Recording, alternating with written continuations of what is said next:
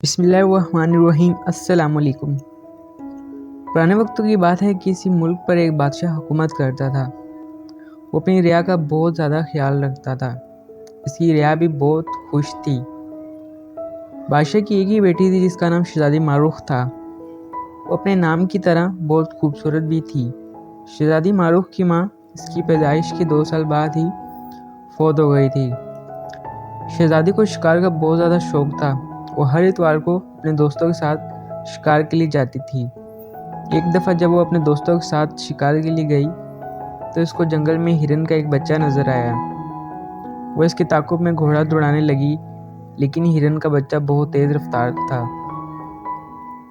इसलिए जल्दी ही वो शहज़ादी की नज़रों से ओझल हो गया। वो हिरन के बच्चे का पीछा करते हुए बहुत दूर आ गई थी। सूरज भी गुरूब हो चुका था। जंगली जानवरों की आवाज़ें ने शहज़ादी को खौफज़दा कर दिया था, क्योंकि वो अपनी सहेलियों से बिछड़ गई थी।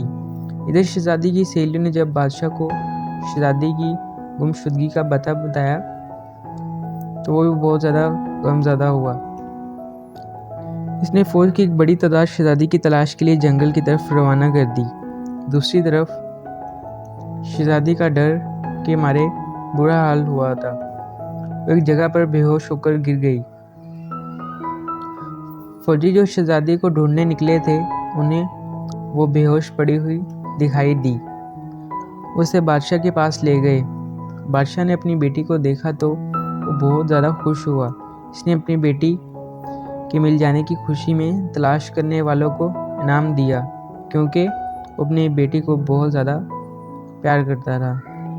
जब शहज़ादी को होश आया तो शहज़ादी ने बादशाह को पूछने पर बादशाह को सब कुछ बता दिया और वादा किया कि वो आइंदा कभी जंगल में बहुत दूर तक अकेली नहीं जाएगी। तो गाइज़, ये थी आज की वीडियो। उम्मीद है आप लोगों को पसंद आई होगी। अल्लाह हाफिज़।